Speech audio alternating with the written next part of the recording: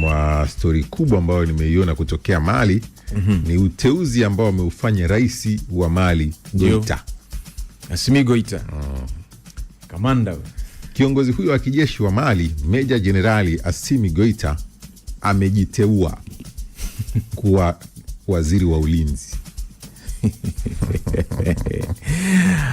Amejiteua kushika nafasi ya waziri wa ulinzi, akiongeza wadhifa huo kwenye nafasi yake ya sasa ya rais wa mpito.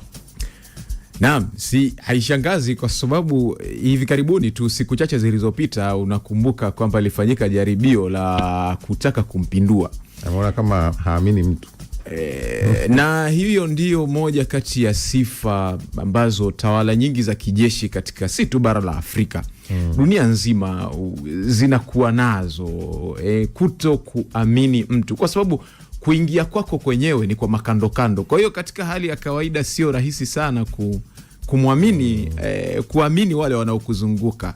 Hata kivuli chako hufika mahali tafikia muda atajitengua.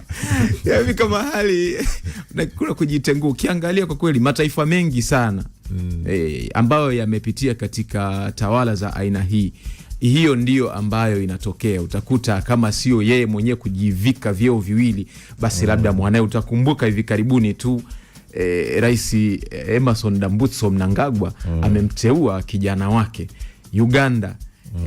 Museveni kamchukua mwanae, kamweka kwenye nafasi ya ukuu wa majeshi. Kwa hiyo unaweza kaona kwamba kama si yeye mwenyewe aliye kwenye kiti cha urais kujivika vyeo zaidi ya kimoja, basi ama atamchukua ndugu yake wa karibu kama mtoto, mke na kadhalika, kumweka katika nafasi hiyo.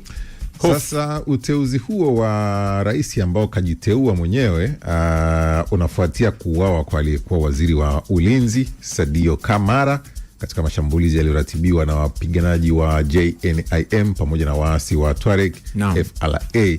Kamara alikuwa na mchango mkubwa katika kuimarisha ushirikiano wa kijeshi na Urusi, hivyo kifo chake inatajwa kuwa ni pigo kubwa kwa jeshi la Mali. Kweli kabisa. Sasa kama waziri wa ulinzi, Goita ambaye alitoa madaraka kupitia mapinduzi ya kijeshi, sasa ataongoza moja kwa moja vyombo vya usalama, akisaidiwa na mkuu wa majeshi ya nchi hiyo Jenerali Omar Diara, aliyeteuliwa kuwa naibu waziri wa ulinzi. Kwa majeshi na naibu waziri. Ndio.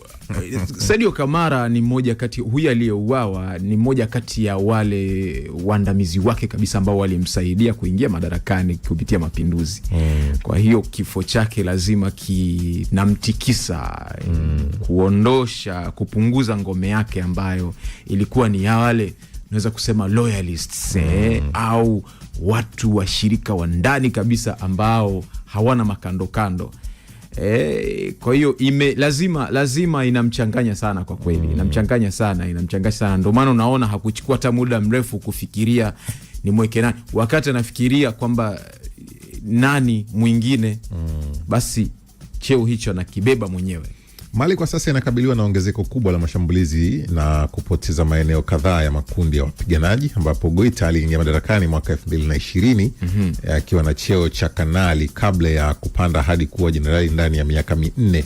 Wachambuzi wanamkosoa akisema hajafanikiwa kutimiza ahadi yake ya kurejesha usalama licha ya msaada wa kijeshi kutoka Moscow. Kwa kuna hiyo wachambuzi wakijaribu kueleza hizi nchi ambazo zilifanya mapinduzi kwa ahadi ya kwamba tunachukua nchi turekebishe, tuwarejeshe.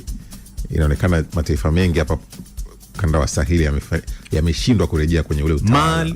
Mali, Burkina Faso na hata Niger, zote ni nchi ambazo ziko chini ya tawala za kijeshi, na viongozi wake wameingia mwaka 2020 kuja huko mbele, na ndio waliounda ule umoja wa mataifa ya Saheli au AES. Moja kati ya ahadi zilizofanya waungwe mkono katika hii kampeni yao ya mapinduzi kuzitoa tawala zilizokuwepo ilikuwa ni hii ahadi ya kuzima kabisa uasi wa makundi ambayo yamekuwa yakisababisha kukosekana kwa utengamano katika eneo hilo. Lakini kwa bahati mbaya, licha ya miaka kwenda, au JNIM hao Tuareg wanaendelea kubaka kina mama, wanaendelea kuteka vijana kuwaingiza katika makundi yao, wanaendelea kuchoma vijiji na kupora mali kama ambavyo ilikuwa hata kabla ya kuingia madarakani. Kwa hiyo raia wanaanza kuhoji kwamba sasa hiki ni kitu gani. Ndio maana unaona kwamba hata wachambuzi wanaonesha mashaka kuhusiana na ufanisi wao. Ahadi zilikuwa ni nzuri, wakaungwa mkono.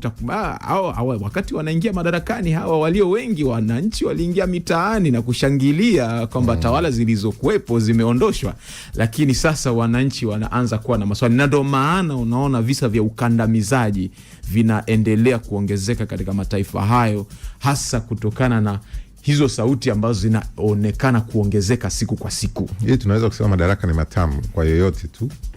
Madaraka ni matamu na yanalevya kama hauko makini. Ukaingia ukiamini kwamba anakaa siku 3.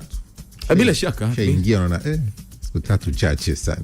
Sasa wewe Exaud unachezea kupigiwa saluti, kupigiwa saluti wewe. Wakati hayo akiendelea bwana, waziri wa zamani wa Mali na mkosoaji wa utawala wa kijeshi wa nchi hiyo ya Mali anaitwa Montaga Tall, inaripotiwa kuwa ametekwa nyara kutoka nyumbani kwake na watu wenye silaha, huku athari za wimbi la mashambulizi silaha zikienea katika taifa hilo. Bwana Montaga Tall alikuwa waziri wa zamani wa nchi hiyo, lakini baadaye akageuka kuwa mkosoaji baada ya mapinduzi. Ndio amekaa upande wa kukosoa serikali ya kijeshi ya bwana Assimi Goita, na kwa muda mrefu sana ni mmoja kati ya watu ambao wamekuwa ni sauti za kukosoa mwenendo wa mambo ulivyo, kwamba serikali imekuwa zembe katika kushughulikia kile ambacho walikuwa wanasema kwamba wao wana uzoefu mkubwa wa kijeshi. Kwa hiyo kwa namna yoyote ile, hili tatizo la kukosekana kwa utengamano katika nchi hiyo lingesoviwa ndani ya kipindi kifupi sana, lakini sasa ni miaka 6. Hakuna kinachoendelea. Makundi ya wasi yanaendelea kufanya mashambulizi vile vile na kuumiza watu. Sasa kupotea kwake, kimsingi mimi sishangai, kwa sababu ni kama hivyo kwamba hii serikali ya Assimi Goita inajaribu kupunguza hizi sauti zinazoidhoofisha na kuitengenezea taswira ya udhaifu mbele ya jumuiya ya kimataifa, hasa kwa washirika wake kama hayo Urusi, lakini pia mataifa kama China ambayo yamekuwa kwa namna moja au nyingine yakisimama upande wao, si tu ndani ya ukanda wenyewe kwa kusupport kama hivyo kuja kuzima mashambulizi hayo ya kuwapindua, lakini pia hata ndani ya Umoja wa Mataifa kwenyewe. Ndugu wa mkosoaji huyo anasema nyumba ya waziri huyo wa zamani iliyoko mji mkuu Bamako ilivamiwa muda mfupi tu kabla ya saa 6 usiku wa Jumamosi na watu ambao hawakujitambulisha wala kueleza sababu ya kumkamata, lakini akaongeza kuwa walikuwa maafisa wa jeshi, kwa mujibu wa ndugu waliokuwa na waziri huyo wa zamani. Pia amesema walimhangaisha mkewe na kuchukua simu yake. Hata hivyo, familia hiyo imewasilisha malalamiko yake kwa maafisa wa usalama kuhusu utekaji huo na kutoweka kwa kiongozi huyo wa zamani. Serikali haijatoa tamko kuhusu swala hilo. Kwa hiyo sisi tunaendelea kuripoti kama lilivyo. Serikali ya Mali hawajatoa taarifa, lakini ndugu ndo wanazungumza kuhusu kupotea kwa ndugu yao ambaye ni waziri wa zamani wa Mali. Na pengine huko kutotoa taarifa kwenyewe ndiko pia kunaleta mashaka. Endelea kutuandikia maoni yako bana kupitia 0683802966 kwa yale ambao umekuwa ukiyasikia kutokea hapa. Tunaendelea kuyazungumza moja baada ya jingine kupitia hapo. Unaweza kutusikiliza pia kupitia ukurasa wetu wa YouTube East Africa Radio, sisi tupo. Na asante pia kwa wewe ambao umeendelea kutuandikia maoni yako. Sasa taarifa nyingine